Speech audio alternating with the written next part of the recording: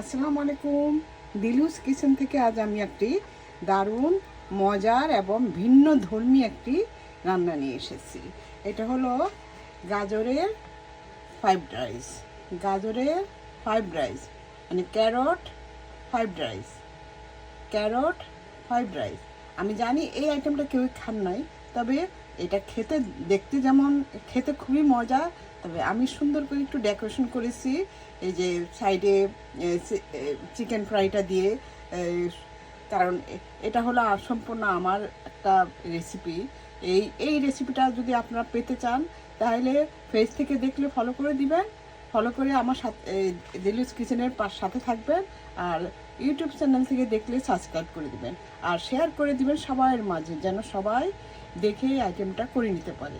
আর এই আইটেমটা খেতে হলে আমার বাড়ি ঘুরে আসতে হবে। আমার বাড়ি ঘুরে এসে এই ফুল রেসিপিটা আপনারা পেয়ে যাবেন।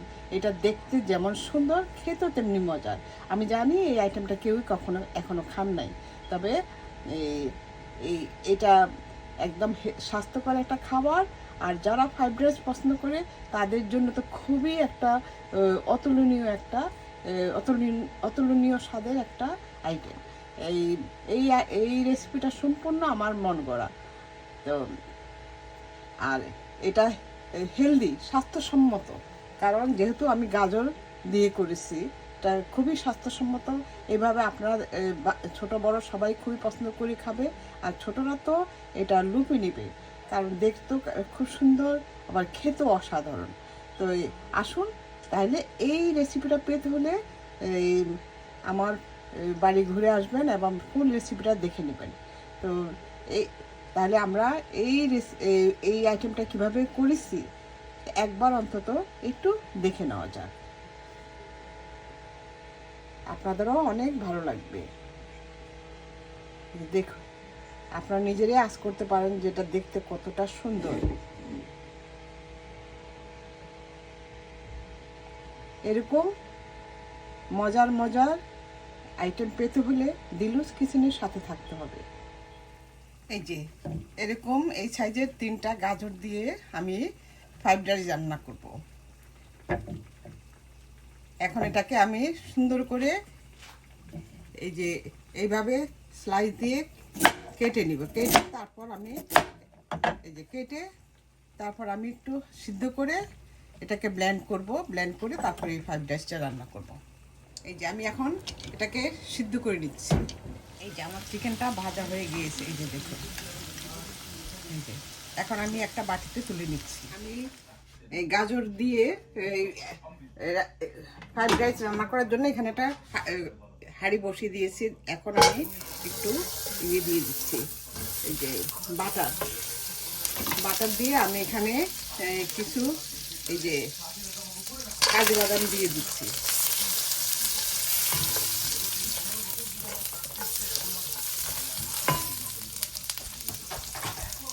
আর আমি এই যে গাজরটাকে সিদ্ধ করে তারপরে যে ব্লেন্ডারে ব্লেন্ড করে, এই যে দেখুন একদম পেস্ট করে ব্লেন্ড করে নিয়েছি। কয়েকটা চিংড়ি মাছ এই যে বাটার মধ্যে ভেজে নিচ্ছি। এখন আমি দিয়ে দিচ্ছি এই গাজরের পেস্ট। এটা কিন্তু সম্পূর্ণ আমার মন গড়া একটা রেসিপি। ভালো লাগলে আপনারা এইভাবে আমার মতো এই রেসিপিটা ফলো করে রান্না করে নিতে পারবেন। তবে মন গড়া হোক, কিন্তু খেতে কিন্তু অসাধারণ। এখন এটাকে আমি ভালোভাবে একটু কষি। আমার আগের থেকে রান্না করা এই যে আমি চিনি গুঁড়া চাউল রান্না করে রেখেছিলাম আগের দিন রাতে, সেই চাউলটা দিয়ে বাটা দিয়ে আমি এখন ফ্রাইড রাইসটা রান্না করব। আমার এই যে গাজরের ইয়েটা একটু পানিটা আর একটু টানিয়ে নিচ্ছি। এই যে আমার পানিটাও টানানো হয়ে গেছে, এখন আমি দিয়ে দিচ্ছি পোলাওর চাউলটা।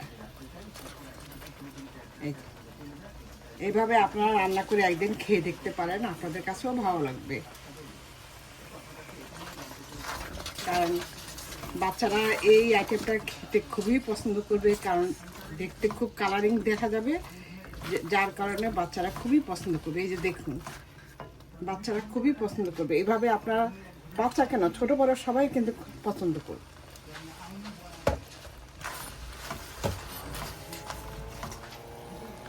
আর গাজর একটা হেলদি হেলদি এই সবজি, তো এই হেলদি সবজিটা এভাবে যদি রান্না করে দেন, সবাই কিন্তু খুবই পছন্দ করে খাবে। এখন আমি আরেকটু বাটার দিয়ে দিচ্ছি আমি 1 চা চামচ আদার গুঁড়া। আপনারা পেস্ট থাকলে পেস্টে দিতে পারেন। আমার পেস্টটা শেষ হয়ে গিয়েছে, সেই জন্য আমি পেস্ট দিতে পারিনি। এখন দিয়ে দিচ্ছি এই সরি 1 চা চামচ, হাফ চা চামচ আমি দিব 1 টেবিল চামচ সয়া সস। তারপর স্বাদ মতো লবণ। যেহেতু আমি এই চাউলটা কিন্তু লবণ দিয়ে সিদ্ধ করেছি, তো সেই জন্য লবণটা বুঝে দিতে হবে। আপনারা আপনাদের স্বাদ অনুযায়ী দিবেন।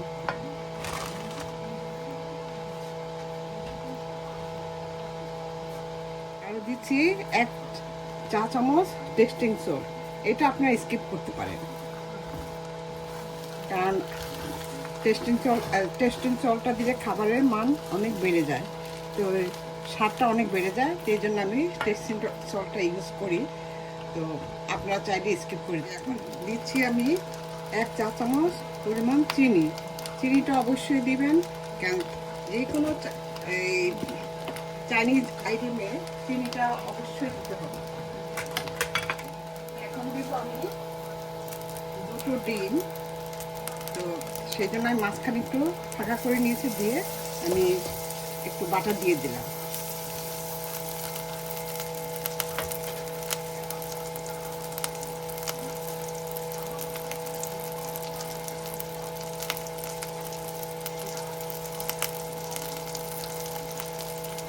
এখন দিয়ে দিচ্ছি কিছু পেঁয়াজটাকে আমি এই যে এরকম এরকম পিস দিয়ে নিয়েছি, এই যে পেঁয়াজ।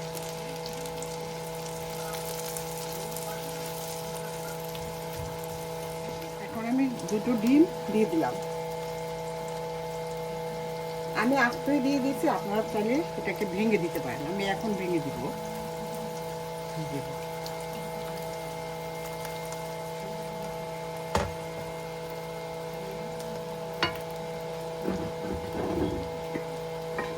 আর দিব 1 চা চামচ পরিমাণ যে গোলমরিচের গুঁড়া।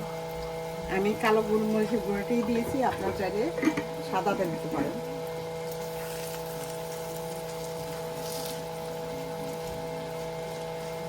দিয়ে দিলাম কয়েকটা কাঁচামরিচ। আমার এই কাঁচামরিচের তেমন একটা ঝাল নাই, সেই জন্য আমি কয়েকটা একটু বেশি দিয়েছি।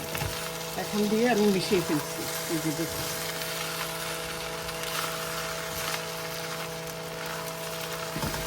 যে আপনারা দেখুন দেখতে কত লোভনীয় হয়েছে। মানে এটা অনেক সময় আপনারা হয়তো দেখলে বলবেন যে জর্দা, কিন্তু জর্দা না, এটা হলো গাজরের ফ্রাইড রাইস। গাজরের ফ্রাইড রাইস, এই যে দেখুন দেখতে কতটা সুন্দর এবং কতটা লোভনীয় হয়েছে। এখনই তো ইচ্ছে করছে যে খেয়ে ফেলি। তারপর দিয়ে দিচ্ছি এই যে বাদামটা ভেজে রেখেছিলাম, সেটা এত সুন্দর একটা ফ্লেভার বের হয়েছে কি বলবো।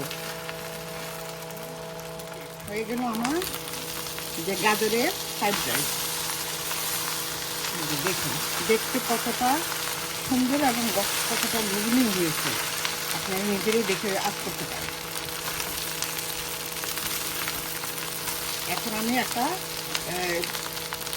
মানে সার্ভিং ডিশে আমি এটা নিয়ে নিব। আমি একে একে আমি ওই চিংড়ি মাছ, তারপর বাদাম, এগুলো আমি সব দিয়ে দিয়েছি, আর কিছু চিকেনও দিয়ে দিয়েছি। এখন আমি এগুলি রেখেছি, আমি এটাকে সুন্দর করে ডেকোরেশন করার জন্য।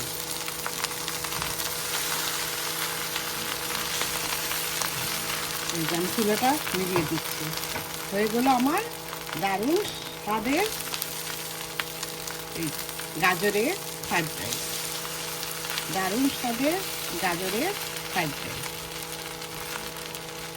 আমি গাজর খুব পছন্দ করি, সেই কারণে আমি সব কিছু এখন গাজরের উপর আমি একটা এক্সপেরিমেন্ট চালাচ্ছি গাজরের উপর। তো